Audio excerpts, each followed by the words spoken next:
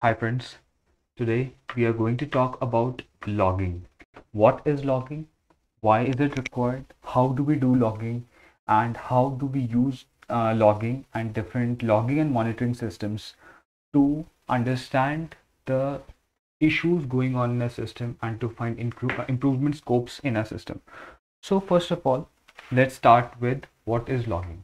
So whenever there is a piece of code that is running on your servers, you want to know how is it performing, what is going on in the system. So for that, what you do is while your program is running in on the server, it will continue to write its data called logs, its secondary data or metadata called logs in some files.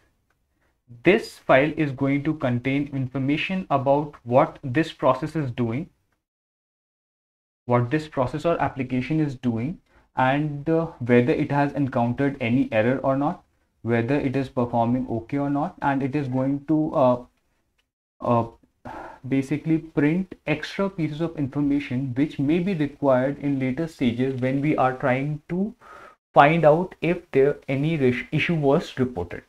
So logs are basically extra information that we save from the output of a process or application so that we can find out issues at the later stages by going through the logs, or if any issue is reported after some time, then we can go through the logs for that process or application and try to figure out what this application was doing and what went wrong.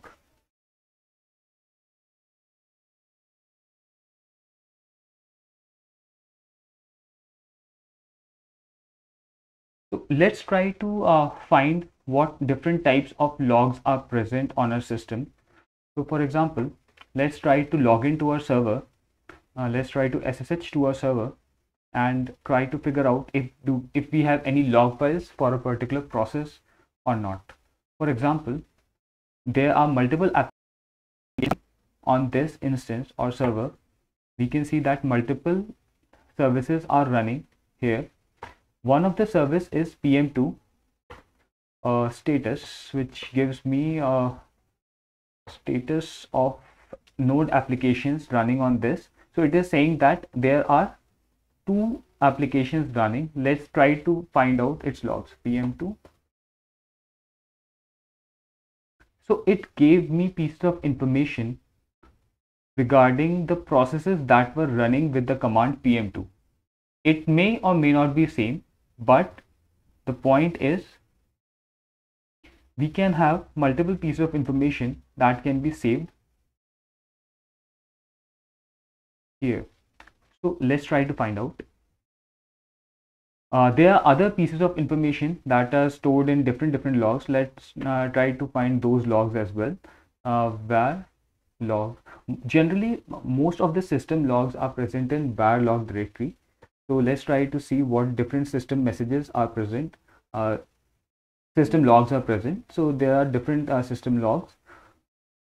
Now let's try to see what is there in boot log. Less command and boot.log. So it is saying that permission is denied. So if you don't have any if you don't have permission to access a particular resource, try to run that command via sudo. If you have sudo is basically super user do. That means that if you are super user on that system, you can run that command. Let's try to see. Since I was super user on this system, it allowed me to run that command, and in this log I can see that we have following just one line is present, and it was, as the name suggests, boot.log signifies the logs that were added, or the lines of text that were added when the system was booting up.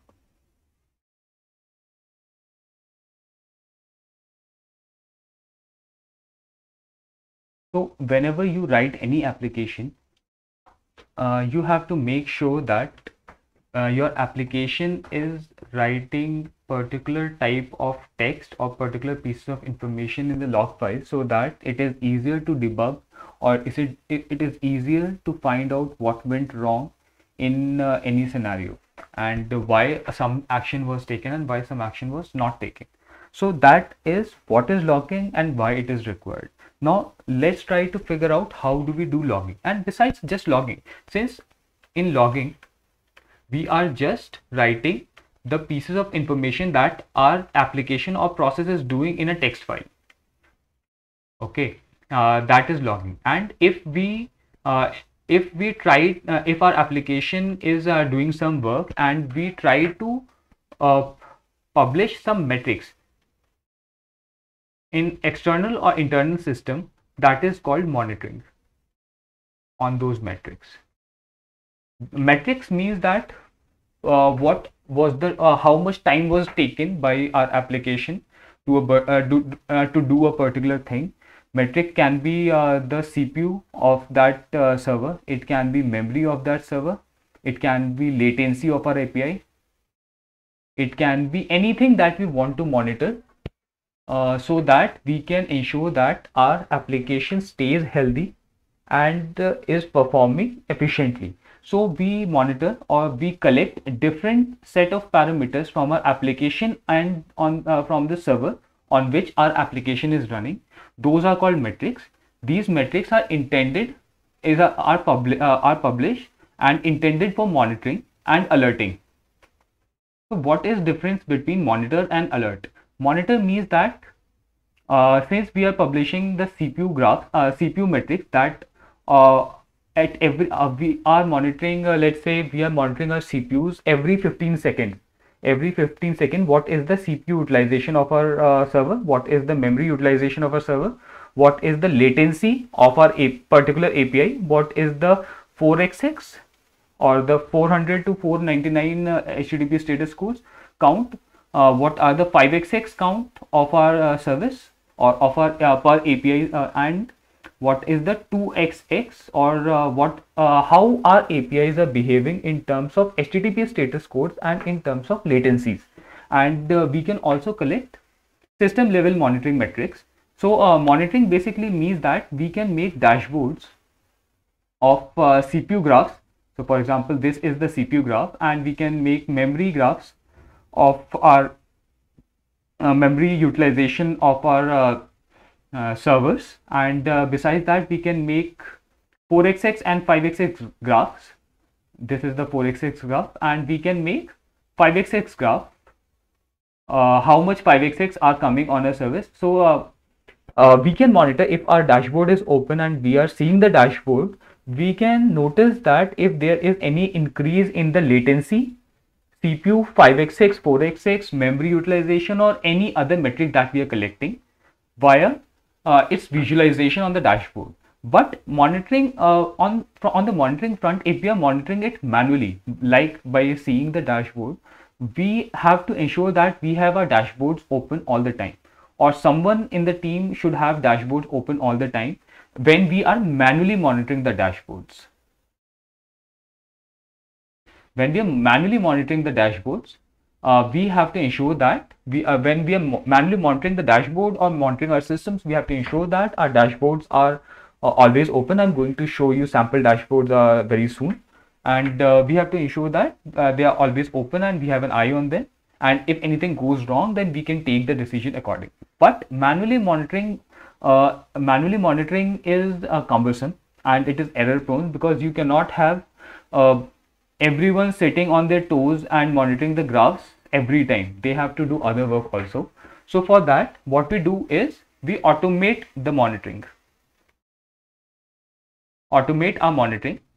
How do we automate our monitoring? What we do is we make alerts on the system. So for example, we can make an alert on the CPU that if CPU is greater than 50% for 5 minutes, it can raise an alert. It can raise an alert. So what is an alert? Alert can be in any form. It can be an SMS to your mobile phone of the team members. It can be a phone call to you, automated phone call actually. It can be an automated phone call via some external system, like famously used PagerDuty is one of the system through which you can PagerDuty is one of the proprietary systems which can integrate with your alerting infrastructure, and as soon as an alert is triggered, it can inform PagerDuty that alert is triggered, and PagerDuty can ensure that it is sending SMS or phone calls, whatever is configured. It can also send emails to the team members, and it can also send WhatsApp message. It can also send Slack message. Slack is basically internal messaging tool that many companies use so that team members can communicate with one another, and systems can also integrate with Slack so that all the alerts that are coming can be transferred to Slack, and respective teams can monitor, can basically get those timely alerts. So this type of monitoring is called automatic monitoring, in which we have created rules for a system to obey, and as whenever these rules are breached or the thresholds are breached, for example, if CPU goes higher than 50% for 5 minutes, then alert will be triggered, and these alerts can be received by the team members or the people monitoring the systems via different mechanisms like SMS, phone call, emails, Slack, WhatsApp, and any other way possible. So this is monitoring and alerting part. So we have understood what is logging. Logging basically means basically writing important piece of information which can be helpful when we are debugging or finding out the issue in our application at a later point in time. And monitoring means we are sending some custom metrics or custom pieces of information to a system which can help us visualize that pieces of information like CPU, memory, 4xx, 5xx, 2xx, in some dashboards, and we can either monitor them manually, or we can have automated monitoring in the forms of alerts by giving our system various rules to follow, and if those rules are breached, it can alert us via different mechanisms. Now let's try to see what are the different types of logs that can be present and what are the different types of metrics that can be present. One of the most frequent types of logs are application logs. These are called app logs, in which our Node.js or Java applications or any language application can write some information in the text file on the server, like item 1 processed for amount 100, customer 2 blocked for wrong password 3 times. So these are the type of where there are very different types of logs that can be logged in any system.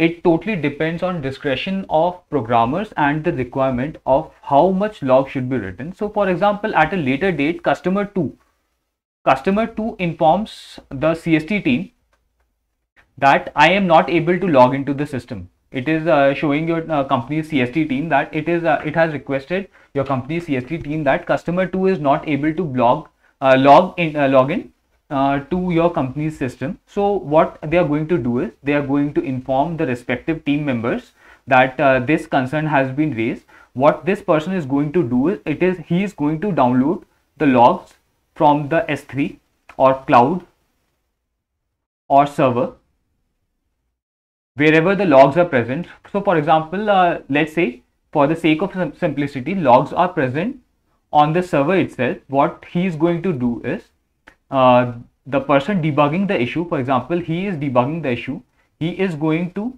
use his laptop to connect to this server, and he is going to find grep customer 2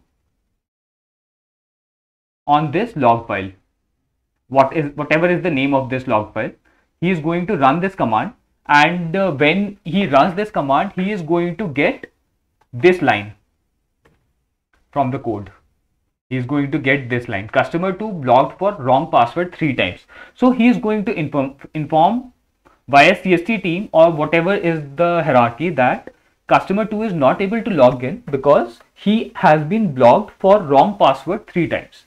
So this is the actual type of use case that you can encounter when you are debugging a business logic issue or maybe some other issue. For example, there is a Java exception that null pointer has been occurred. So let's say that uh, you have noticed that there has been an alert on your system that 5xx or server errors on our APIs, let's say login API, are very high. They have been increased. So it is from a logging or monitoring system, we are going to be informed that 5xx is high. He is going to say that 5xx is high. We are going to get an alert that 5xx is high. So what he is going to do is he is going to open his laptop. He is going to go to the server and he is going to check the log file, but whatever is the location of the log file, he has to know where the log file is present. He can get that information from DevOps or any other team which has set up the server. And once he knows which log file is there, he is going to check the logs for the /login API. He is going to check those logs. He is going to find that, let's say he finds that there is Java exception, null pointer exception. There is Java null pointer exception. Now he knows that why our login API is giving 5xx. So he is going to inform, or either he is going to go to the Java code and try to find out why there is null pointer exception. Is there any business logic or contract was broken, or is there any genuine bug that is present in the system? And he is going to either fix it or raise a Jira or issue in the bug tracking system, so that respective team whose issue is that, who owns the login system or who is responsible for the login API, can fix that issue. So that is one of the ways in which you can debug 5xx. Another way to debug would also be, instead of going to the server, what he can do is he can go to a central logging system. So generally what companies do is they have central logging system.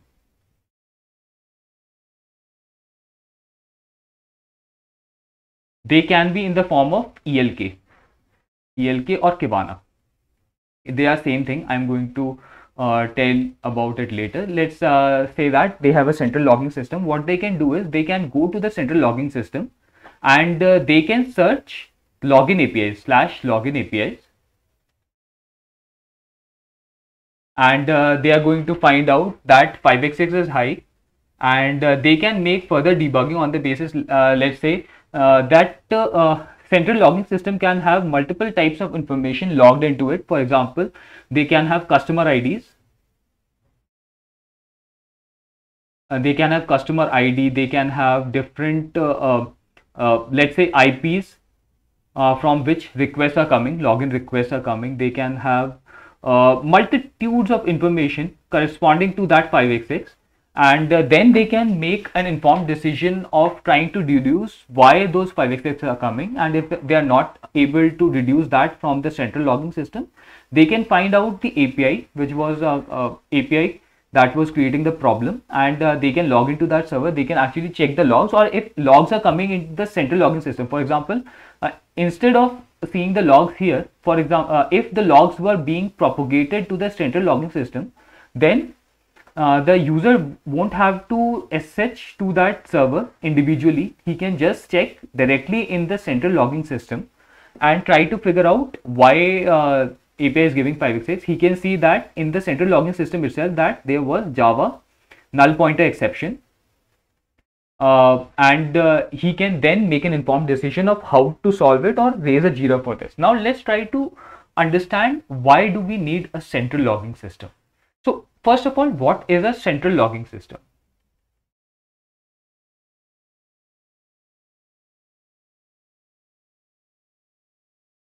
So what is a central logging system? For example, let's say there is you have one server that you're managing and it is running your application, everything is fine.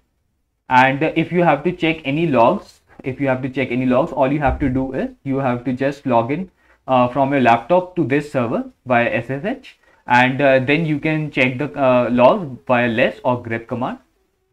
And after that you can try you can figure out what went wrong or what is wrong, and you can fix it.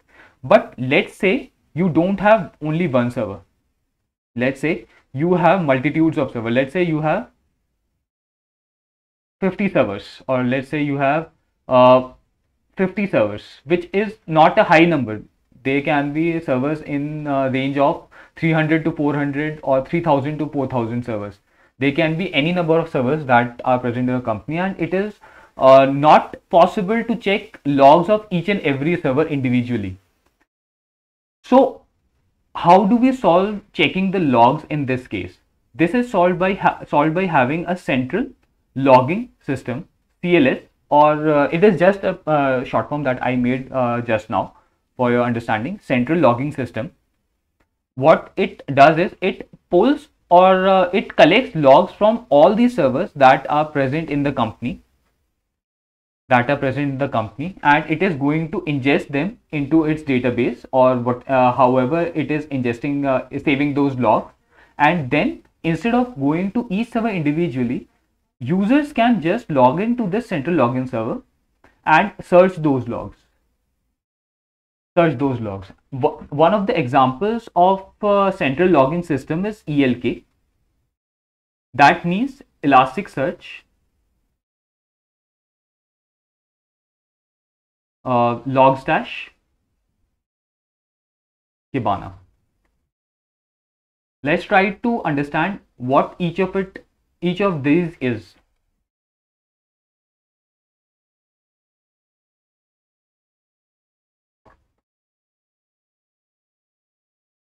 So Elasticsearch is the database of the central logging system. It is ELK is just one of the examples of a central logging system. There can be different examples of the central logging system. So for example, ELK is one of the database. It can save basically, it can save different types of data. It can save unstructured data. It can save documents of data documents like JSON. It can save JSON and other types of documents. And it is basically a database which is used in ELK central logging system. So all the logs are ingested in the Elasticsearch database. How are logs flown from multiple servers? For example, these are my servers, and I have to bring those logs to ELK, Elasticsearch database. How am I going to do that? We have Logstash, which pulls these logs and pushes them into the Elasticsearch. Logstash is basically a proxy or an application which just, what it does is it basically collects data or pulls data from input and sends them to any output. So these input and output can be different things. For example, it can Logstash is an application which has multiple input plugins. These are input plugins, and it has multiple output plugins.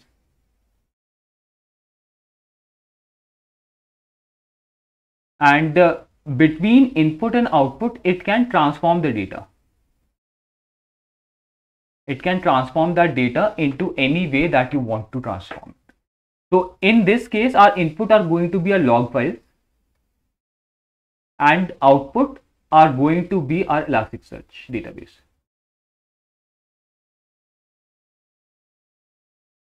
So Elasticsearch is Logstash is basically on servers. Logstash is basically connecting our log files to Elasticsearch, or flowing our log files or data in our log files to Elasticsearch database for ingestion. And once our data has been ingested in the Elasticsearch database, we can visualize it or access it via Kibana. Kibana is basically a dashboarding system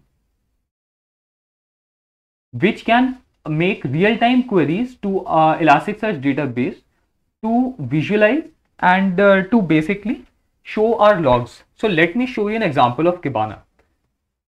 So this is a demo Kibana in which the logs, for example, you can see that it is showing me, this is Kibana, which is demo Kibana.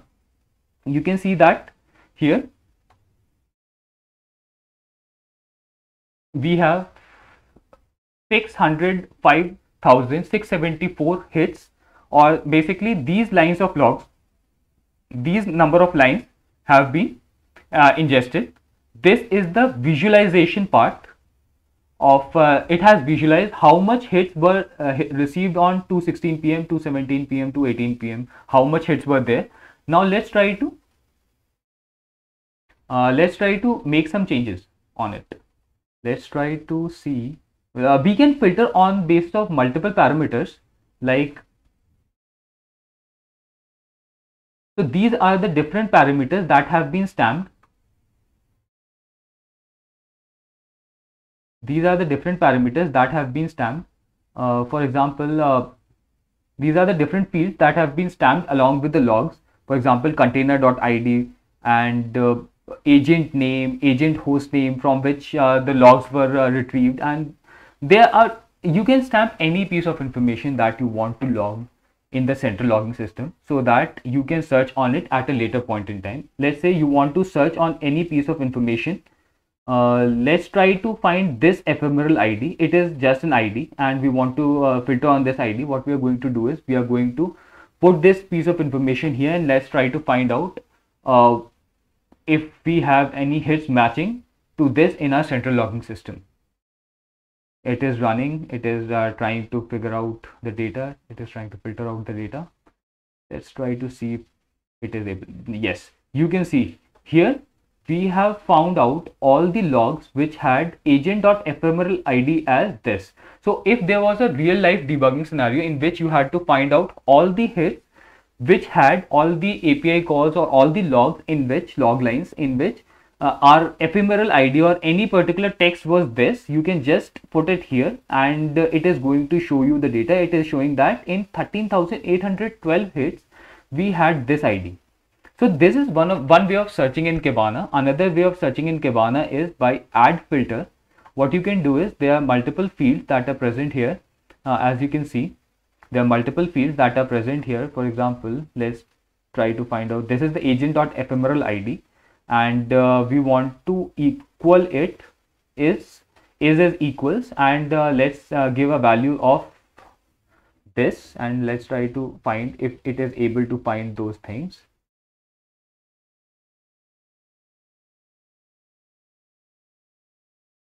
Let's see if it is able to find it.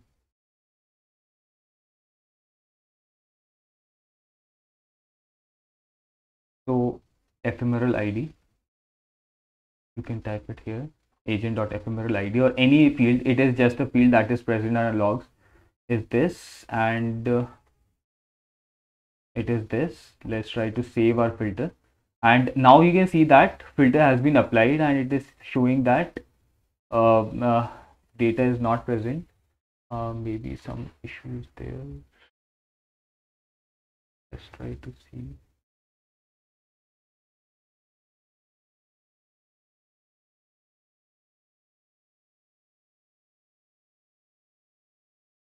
So this is basically central logging system or Kibana that we are using. It is searching for agent.ephemeral ID when I have added. Now you can see 13,804 hits were received in which agent ephemeral ID was this, and if it was real life scenario you would have found all the requests, and you can share the logs for you can go through the logs and maybe filter your request more with different other filters as well to pinpoint where the issue was that you're trying to debug. Now let's try to do another thing. Let's try to edit this filter, and this time we are not interested in this agent ID, so we can give is not ephemeral ID is not this, and let's try to save and find out how many requests are there in which ephemeral ID or any particular field is not the given field.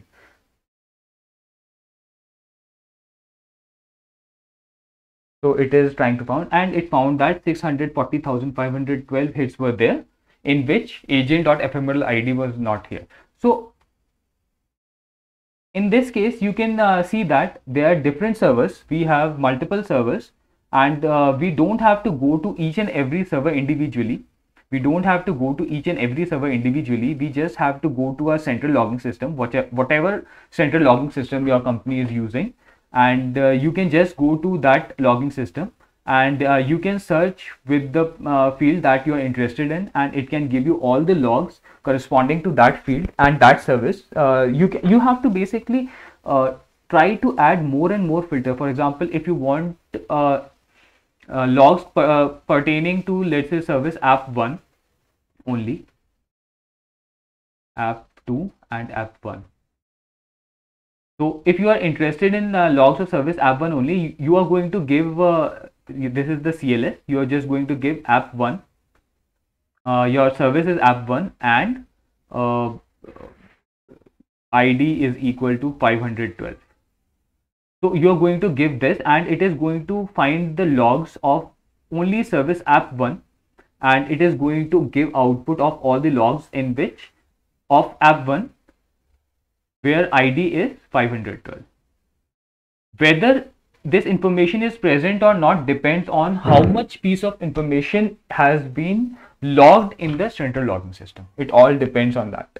If you want more verbosity, because central logging system can solve your problems, but it has its cost, because you are storing your log files or contents of your log in a database, and this database is going to need CPU, memory, and network and storage, and any other piece of information, computation that you use or cloud that you use, and each of these costs money.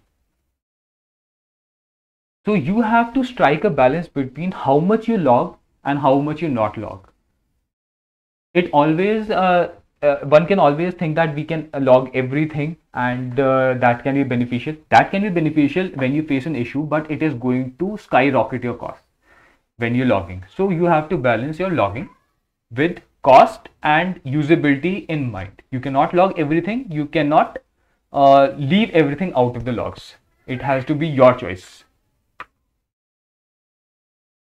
So before we move on to the monitoring systems and alerting systems, let's try to revise what ELK stands for in the CLS. It is a central logging system, and Elasticsearch is the database. Elasticsearch is the database on which our logs are saved. Elasticsearch can be used for other searching purposes also. It is not just for logging purposes. It's a general purpose database which you can use for different types of requirements. In the ELK stack or in the ELK central logging system, Elasticsearch is used as the database. It's just that Elasticsearch is used. It's not dedicatedly used for logging purposes only. It is used for other searching purposes as well, or other database purposes as well. So Elasticsearch is the database. Logstash is the router or the application which collects logs from different servers. It collects logs from different servers and it sends them to Elasticsearch. So Logstash is the link which connects logs from the servers to Elasticsearch database. So it basically reads from Logstash is a general purpose router, data router, we can say. It can read from different inputs, and it can write to different inputs.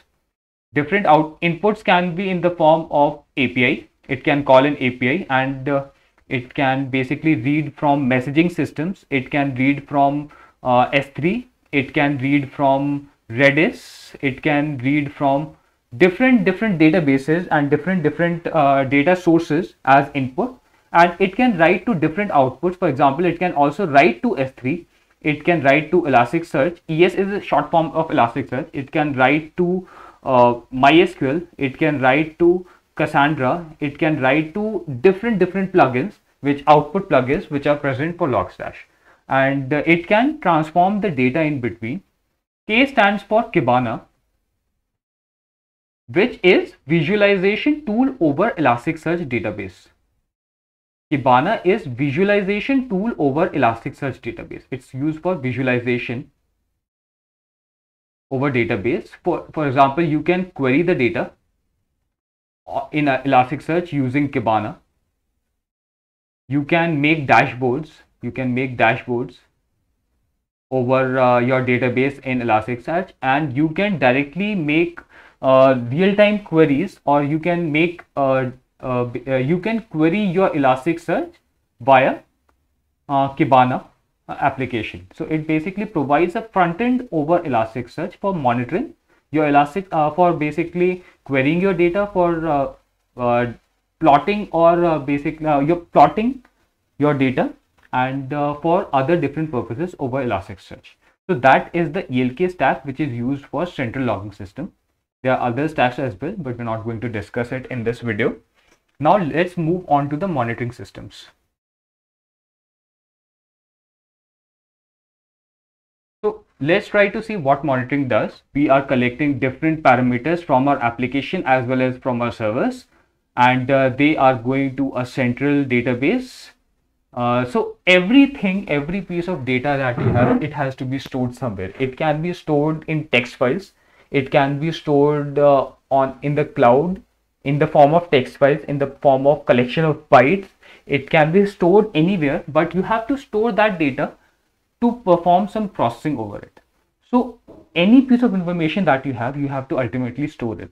So for example, if you're sending metrics for CPU, memory, 5xx, disk utilized, for example, disk utilized says that the output of df command, let's say df-h, so it is giving me output of the different, it is giving me output df-h, it gives me output of my file system, and it is saying that my root file system is 71% full. So you can also send this metric to your monitoring system, and then using your monitoring system, you can visualize these metrics in the form of beautiful dashboards, and you can make alerts on those dashboards. So for example, this and different ways. So you have a database in your monitoring system. You need a database to store your metrics. So this database can be Prometheus. Prometheus is a time series database, or you can just say it's a time series database which can hold large amount of metrics or large amounts of pieces of information. We are going to keep this information for the sake of this video, that Prometheus is a database which can be used for storing our monitoring metrics, or metrics that we want to monitor, and different other metrics that you want to store. You can also send custom metrics. So for example, you can set number of orders processed,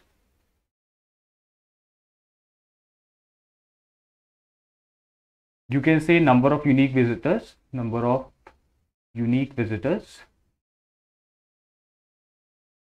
you can number of page views. Every piece of information that you want to monitor, or that you want to keep an eye on. So metrics provide visibility of the system. So for example, you have a system, right? This is a system, and you want to view basically get an idea of how your system is performing. You want to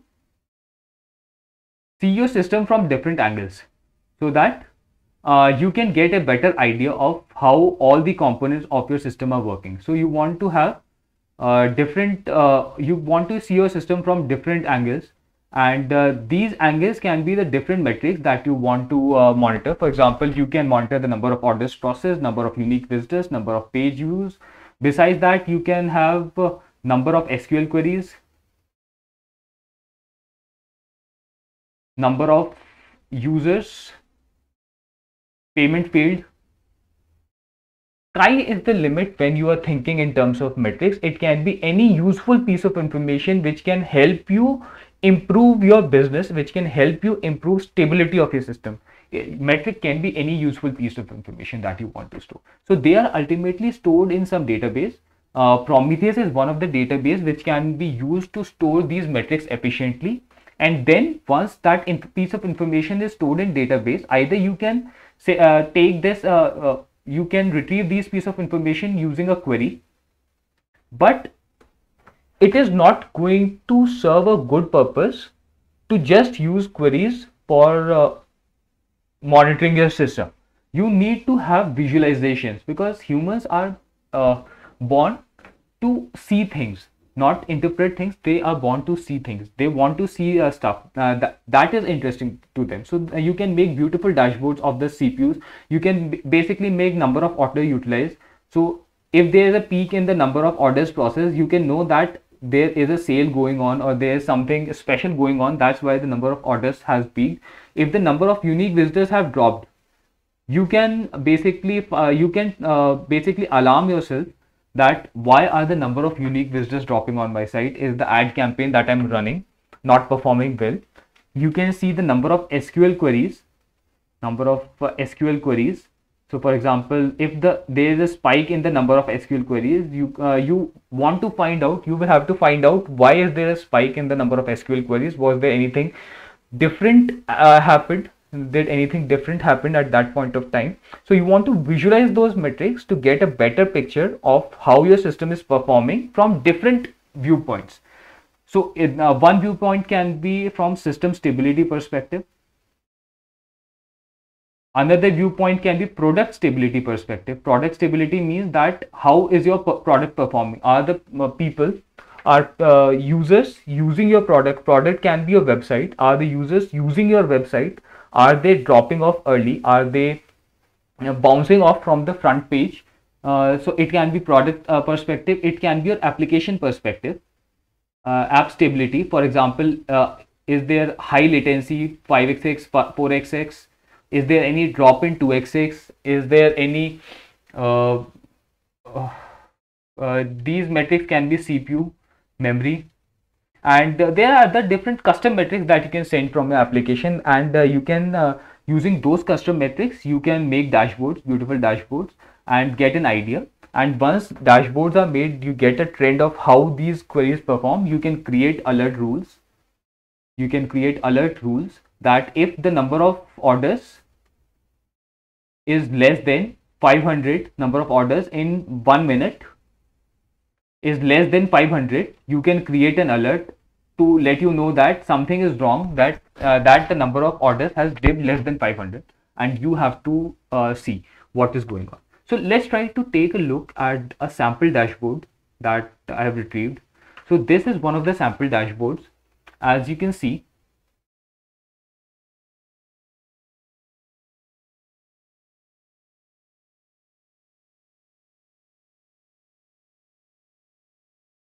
so this is the sample dashboard. It basically signifies what is the CPU load that is going on. This is showing that is my system up and running.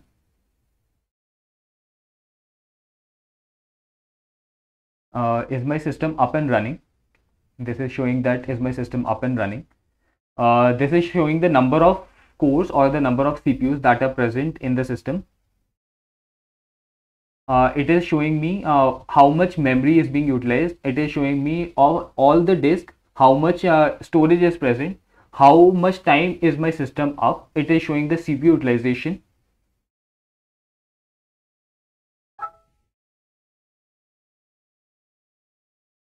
Just a second. Let's try to find out CPU utilization in last 1 hour, and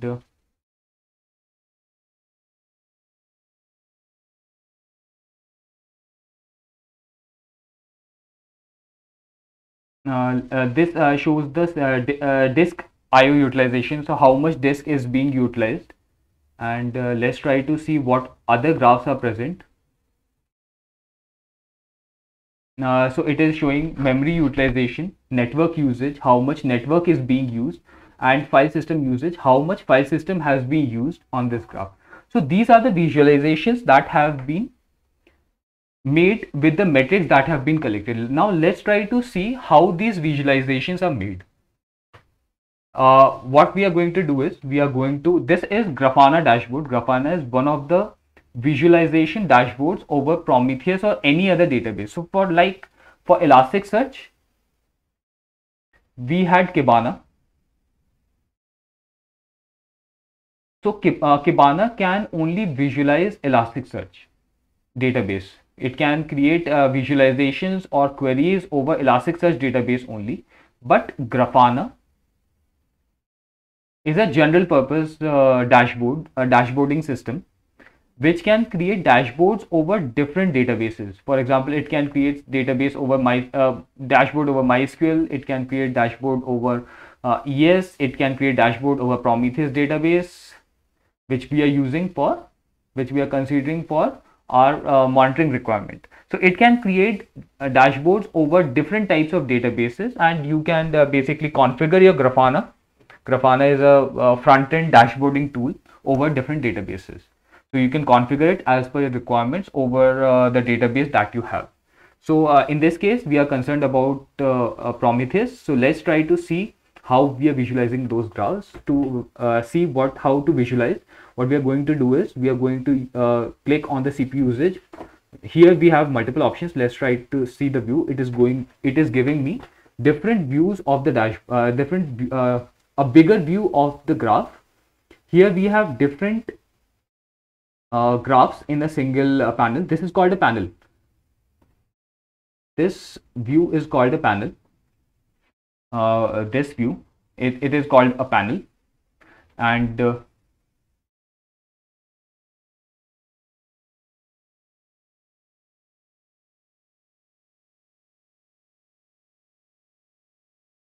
it is called a panel, and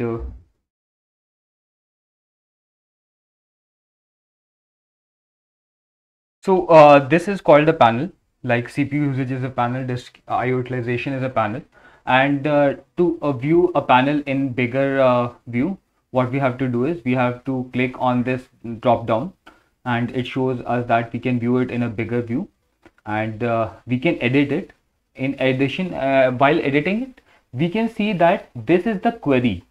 This is the Prometheus query, which is being made to the Prometheus server, and once we get that information from the Prometheus server, you can see that demo.robustperception.io, it is saying that, and this is the Prometheus query, and these are being basically visualized on the panels.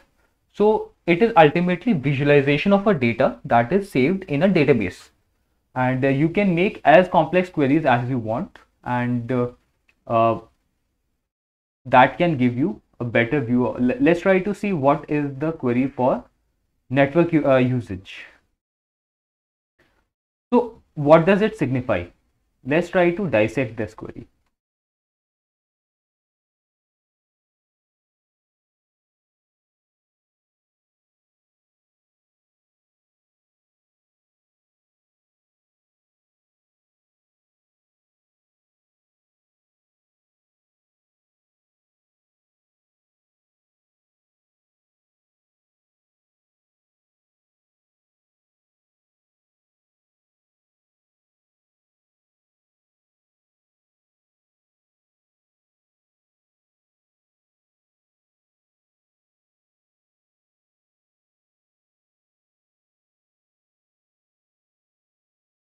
Let's try to dissect this query.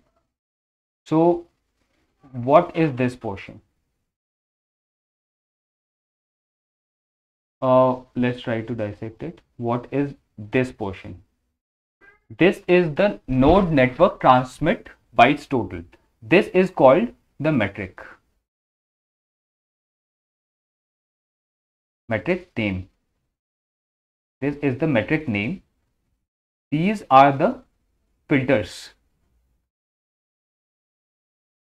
And irate is basically a function. And in this case, this function does is it finds the rate of change of this metric. And in this case, it is finding the rate of change every 5 minutes, or for 5 minutes, the rate of change. And it is in this greater than 0 is a condition. And it is saying that show this metric only when it is greater than 0. It's not considering less than 0 metrics. So if any metric value, so for example, this is the metric name, it is filtering this metric name with the filters this. For example, the label, these are called labels.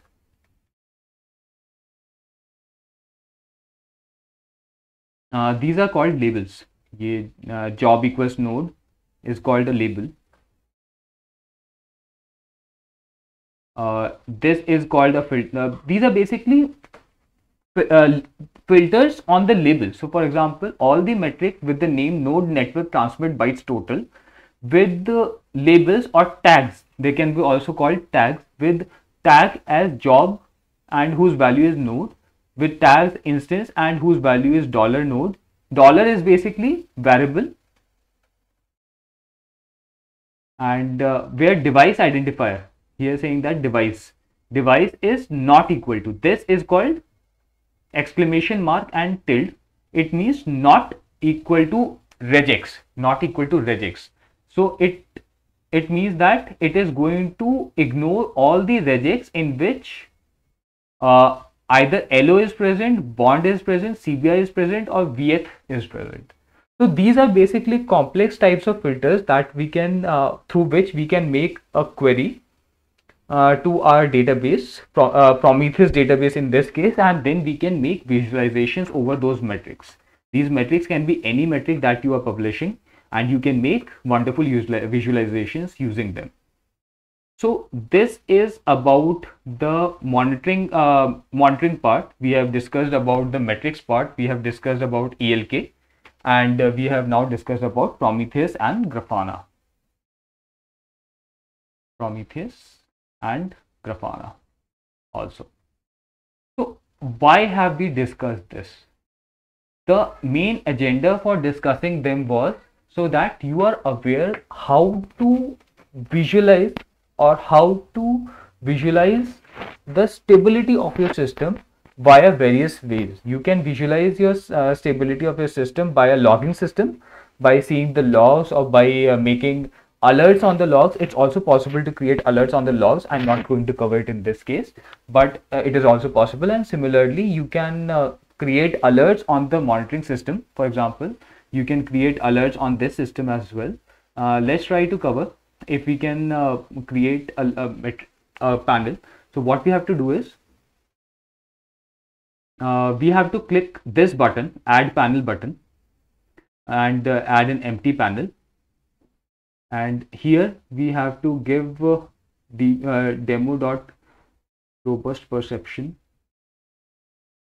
This is a Prometheus data source. So data source is the database which we are considering. Let's try to just see what this metric has.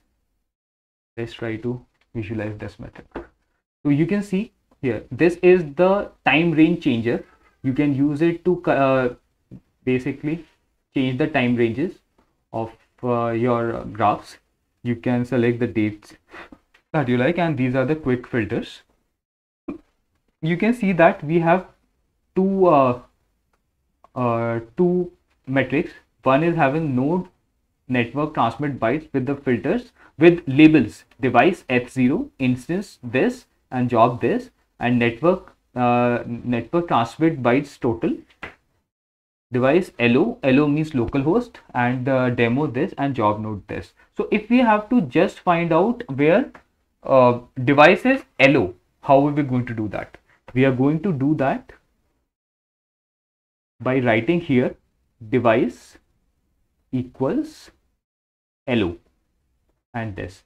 So let's try to run this query. How are we going to run it? You just have to click outside, and voila, we are just getting now a single query, a single response or single metric in which device is LO. Let's try to change it to H0, ETH, and try to figure out. Okay, it's not showing. Let's see what I'm doing wrong. I'm removing this filter. When I remove this filter, it's going to show all the labels. So it was H0 and I was writing Eth. So let's try to write it again with H0. So it is only showing me H0. So for example, now let's say there was another interface which was having H1 also. So how we can do it? Either we can do it H0 or H1. And instead of equal to, you have to use equal to and tilde. Equal to tilde means regex matching.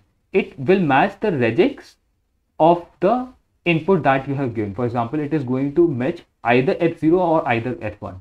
Let's see what happens. So it is showing me H0. Let's try to do another way of doing this, H dot star. So it is going to select everything after eth. If anything is present, so it is also selecting F0. So this is a very simple use case. Now let's try to see if we just want to show the device name here, not, rather than showing all the metric name or metric information. We can just show the device name by writing the required label here. Let's try to write device this and see this. So it is just showing me F0, and we can make it pretty by writing device is this, and let's try to see what happens. Now it is showing device is this. So you can control the legend by writing the legend label, and let's try to remove this filter and try to see what happens. We are removing the filter on device. Regex filter is basically equal to tilde is regex for matching. And if you want to ignore a particular regex, what we have to do is this. It is now going to ignore all the devices which has eth dot star in it. So it has removed, and now we are getting data for LO device only. Okay, so it has basically ignored or removed the eth0 and eth dot star from the device identifiers, and it is going to show me only that data. Let's try to remove the filters altogether and see what happens. So device is H0 and device is F1. You can see if you want to see a single graph only, you can for purpose for comparison, you can click on device 0 or whatever the metric is there. You can click on it and you can see a single graph. Similarly for device 1, you can click on it and see a single graph, and if you click it again, it's going to show all the graphs that were present. And besides that, you can change the panel options. In the right side, you can see panel options. I can write this is Palash's graph. Palash is my name, and you can say you can adjust the line width. Here you can see that line is getting thicker and thicker, and you can adjust. Let's see what happens. Opacity means fill opacity means how is the area or space under your line going to be. It is when I have increased the opacity, it is showing light green below the green line and light yellow below the yellow line. And if we want to, you can also change the type of graph that is present. So for example, panel options, no panel options, overrides legend, graph style. There should be.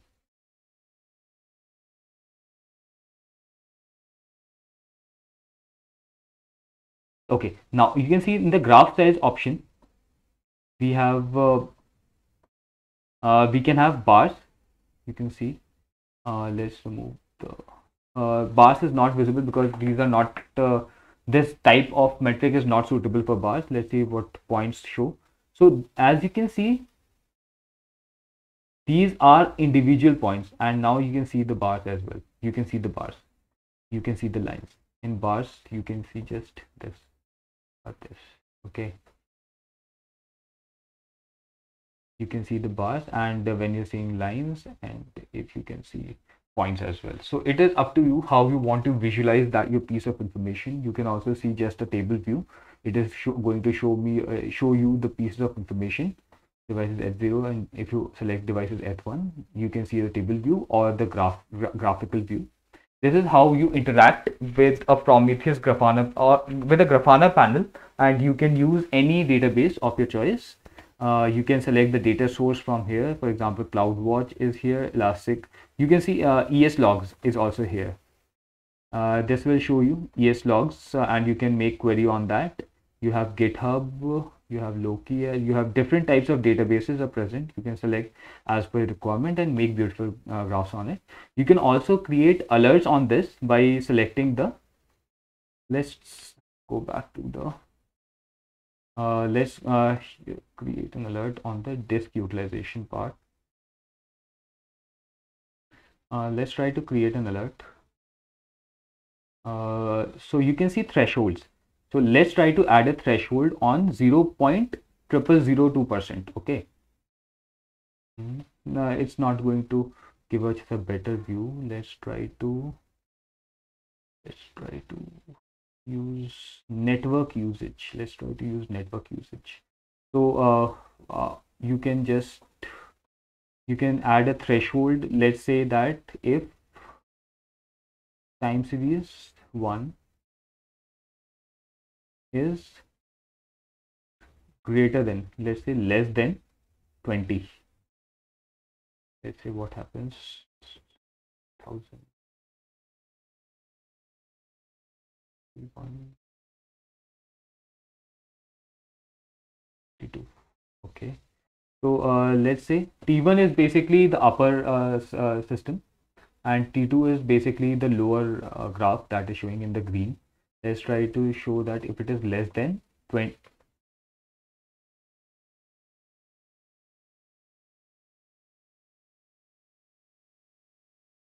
So you can, as you can see, you can give a threshold, for example, and you can change the color for like, if I'm giving this, not having proper data, so that you're not able to see it. Let's try to use CPU usage, maybe it can help. Let's try to add threshold. Let's say if it is greater than 0.5, it is greater than 0.5. So you can see, yes, here in this case, you can see here it has created alert, and it has created basically a threshold to let you know that whenever this value is our graph is having value greater than this line, something is critical. You can select, you can set your value as per your requirement. You can select whether you want to say it critical, whether you want to say it's warning. When it was critical, it was showing in green, in red. When it was warning, it's showing in yellow, orange, and when it's okay, it's showing in green. So that is upon your requirement. And besides that, you can have multiple other ways also. So that is all on the monitoring and logging systems that you can use, and how to use them, how to basically use them to your advantage. Uh, Thank you, everyone. Thank you. Have a nice day.